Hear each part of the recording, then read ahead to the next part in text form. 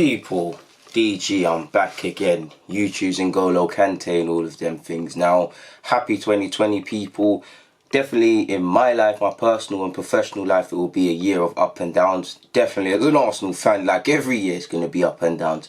But in regards to what's immediately happened, obviously last night was a lovely marker to set down, if starting as you means to go on is any way to judge things, against Man United. Great way to start 2020 with a great victory. Convincing performance from the team, professional job, couldn't ask more for any of the players involved. Wonderful tactics from Arteta, a clear philosophy from Arteta. Above all, he gets it and it resonates well with the fans, and it's nice to see we're all on the same page. Obviously for Arteta as well, it's his first victory at the Emirates. It's his first victory as an Arsenal manager. So that's out the window now. And for me as well, obviously he's only been in the job 3-4 games or so, and he can't really judge it. But what I like to see from him is already I think we're faring better in against the top teams than against Emery. Now again, Emery did have some good games, to be fair to him. Ironically, against Man United a couple of times away from home, I think the boys have let Emery down, or let Emery down when he was in charge. And there were obviously some good games from Emery in big games. Liverpool in the draw at home, couple against Spurs. But I just think the way we start bigger games on the basis of Chelsea United, I think Arteta gets it a bit more. It's encouraging to see that we're actually starting faster than the big teams as well. So there are some positives. For me though, last night, should be a benchmark. It shouldn't be a benchmark. It should be a benchmark in that this starts our season. Again, top four, all of these things might not be achievable. I don't think it is. But what I mean by that is we keep moving on the same page. We keep this togetherness, because it's not going to be a wavy thing. In the same way, we had a convincing performance against Chelsea and lost in the last 10. Great performance against United. It's not always going to be victory. Win, lose or draw. I want to see the same commitment from these players. I'm praising, and don't get me wrong, I'm excited from what I've seen. I couldn't have demanded more from any of them players. But for me, I want that to become the minimum now. I don't want to sit here and praise these individual moments or isolated games or isolated incidences. Not because it doesn't deserve praising, it's because I want the same tenacity, hunger, aggression, fear of letting down your teammates, fighting for the cause. I want that the same way it's against Man United. I want it against Sheffield United away, which we lacked. I want it in our away games. I want the same, because obviously it's at the Emirates, it's in front of home crowds. I want the same fearlessness when the other crowds away from home, all up and down the country, are onto us. And they've shown they can fight. If you don't believe they can fight for anyone else, I think these players need to sit there and say, they've proven to themselves they're fighting for the manager, but they're on the same page, but they're also fighting for one another. So that's what I want to keep seeing, people, because mathematically top four is there. I don't think it can be achieved, but top four is there. For me, I just want our season to start in that.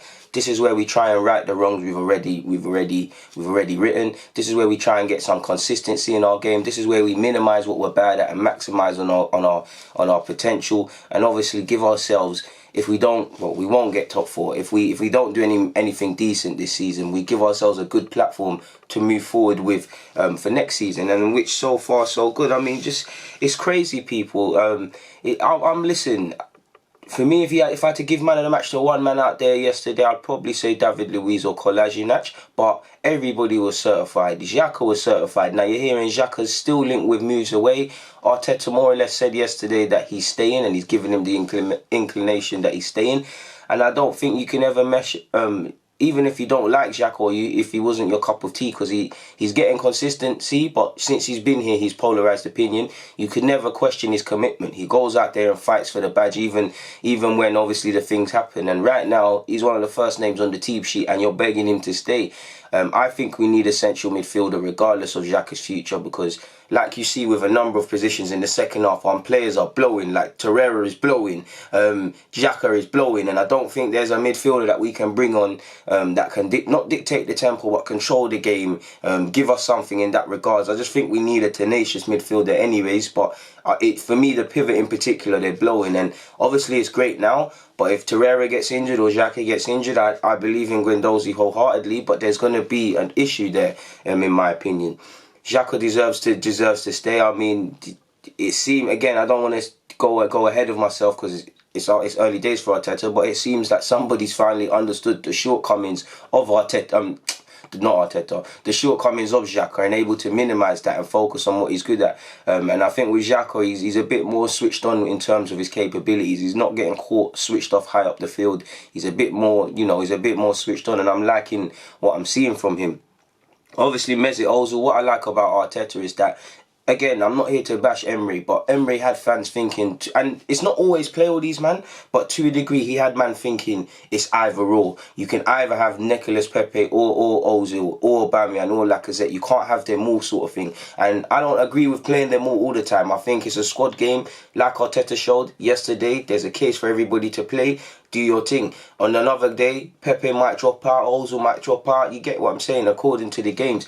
But I like the way that there was bravery with playing off what you describe as our 4 best attackers, at least on paper, or the 4 attackers that come to mind, Aubameyang, Lacazette, Pepe, Ozil behind them. And it's no coincidence that we played good football. But better than that is, not only did he play them, he found a way to... What we heard under Emery was that we lose a bit defensively, and it's not wrong. You do lose a bit defensively with all them attackers, but what you saw is greater emphasis, and maybe it's a bit of Nelson being ahead of him, but Pepe tracking back, Ozil tracking back, Ozil not being caught out of position, compact and rigidness when required from our team as well. So we're able to marry the attacking principles and still have problems for the opposition, but also able to defend, and that goes to the players for putting in the work, but also Arteta for clearly doing that as well, people. Ozil regained possession against Manchester United 10 times more than any other player. In fact, in terms of distance run, Fred did 11.7 kilometres, Torreira did 11.3, and then you've got Ozil with 11.2, essentially, people. 11.28 to be specific, even though my maths is poor, but that's what you want to see. So you're seeing fight from Xhaka, you're obviously seeing Ozil playing well, David Luiz and Socrates. Maybe a bit of it is pride, maybe a bit of it is fear for losing shirts, maybe it's the self-belief from Arteta, but they're playing out of their skins. Luiz especially, because he's played the last 2 games on the spin. Do I think either are good enough to be long-term centre-half choices, or as we move forward? No, but they're giving good games and whatnot, and that's all you are. That's all you demand, man. All I want is these players to go out there. Obviously, some games were just poor, but I want us to go out there, and I can't demand more of you, sort of thing. And that's what was there. You've got Xhaka playing well. It's no coincidence that the rumours of wanting to leave with Torreira are gone. He's playing out of his skin, and now we're back at the stage of when does Torreira get a rest? Because again, first name on the team sheet, sort of thing. Protecting the back four, committed. Do you see what I'm saying? I think we need to get someone like not completely different, but it could be similar. I think we need someone else that can put a foot in our midfield, because if Torreira's not there, it's a problem. Or I'd like Arteta to have the option of at least 2 dynamic sort of midfielders within the side, people. So you've got them 2 playing out of their skin. You've got Ozil playing out of his skin. Has Maitland-Niles finally accepted that he has more of a chance of making it at right back than he does right wing at Arsenal? Because he's been playing very well. I think yesterday it took him a while to wake up. Not that he was poor, but there was a couple sloppy passes. But what did Rashford do? He's got Rashford in his back pocket. He had Rashford and Martial swapping wings and whatnot, and none of them could do nothing against him. Completely locked it down. That was probably an area that he was looking at, because Rashford's in good form. He comes off that flank well. Shaw, don't know why Shaw is passes backwards, but he's fairly okay with offering a run down the left-hand side. Maitland-Niles was equal to it, as shown against Chelsea. Did hardly put a foot wrong, locked it down in defence, got forward and helped when he could, and that's his thing. I think, like I've been saying, even when it wasn't looking like it, I think he has a future at right back if he applies himself. I know he wants to play more glamorous positions, but at the end of the day, minutes are currency. Aaron Wan-Bissaka, who we played against yesterday, he wanted to be a winger. He was a winger at Palace. He became a right back. Opportunities came. I'm not saying you're going to be like that, but you get the point. Trent Arnold, was he not? He can still play in midfield, but he wasn't just right back. He was playing at Liverpool. He saw there was a gap. He's mastered his role, and now you see what he's doing. The competencies you can learn just from mastering that right back position can help you in central midfield, Maitland-Niles, if you move back there, and you could have a good future there. If you're switched on all the time, you're decent. You're quite strong. You're hard when you want. You're hard to beat. You're good 1v1. Your passing is decent in the final third. Obviously, this all needs to improve and greater consistency, but it's lovely to see from Maitland-Niles, to be fair with you, and hopefully it continues. And for me, I think I'd say the one difference I'm seeing, or I think I can't say it to back up anything, or I ain't got no proof, but I personally think Arteta's instilled confidence in Maitland, in everybody, but Maitland-Niles specifically, away from football and stuff. Just having the confidence that he can go out there, and fair enough, it might not be his role, but performing that right back role, because it did look like Maitland-Niles was nervous, not really feeling himself in that position. Did he not come out and say he don't want to do that? He probably still doesn't want to do it, but at least there's some confidence in him to do it. That's what I was liking from him, to be fair with you. Obviously, it's lovely for Nicolas Pepe as well that he scored. It's his mother's birthday yesterday, so it's a little present for her. United fans talking mad about Pepe, as you would with football banter, for months now, and he scores against them. Hopefully it's a starter for Pepe now, because he's been in and out of the team. He's got his chance from Arteta and he seized it with both hands. I do think there's more to come from Pepe. I think he could be not aggressive in flying in tackles, but aggressive in... Sometimes Keon's a bit right in that sometimes when the ball falls to him, he stops it and it can be a bit slow. I like that he's not a road runner and he can mix it up. But I think at times I want to see him burn Luke Shaw and stuff. And a fully confident Pepe, for me, can't be stopped. And hopefully this is a marker for Pepe. We said this with his with his free kick goals and a couple other goals, but hopefully this is a marker for Pepe in that he probably deserves to start the next week and start the next game, which is in the FA Cup, in my opinion. Not in my opinion, I believe. He obviously scored in a big game. He played well. There's the confidence there. The manager showed the confidence that you get your chance, and hopefully it starts for him. And he's actually been speaking. I believe he spoke to French-based papers after the game, or media outlets. He said, "This one feels a lot better. We scored twice. We conceded 0 goals. This will really do a lot for everyone's confidence levels. We are doing a lot of video during training in order to perform well during the match. Today we performed well. We were solid defensively. We were good going forward." And that's facts. And I know we heard the video stuff under Unai Emery, but this is all I can say is clearly Arteta is giving them relevant information. It's not a case of misinformation, too much information being little information. He's giving them good information, and clearly his management styles is very good. So he's clearly someone that understands communication levels, and how you might receive information might be different from me, and just in general it might be best to give people short, concise and clear instructions. And it seems the one word I find myself going back to with Arteta here so far is clarity of the mind for the players mentally, clarity, and in terms of he provides clarity in terms of his philosophy, and I think it kind of spirals into the players. There's clarity over what is exactly demanded of them. We're obviously trained so nothing is left to chance.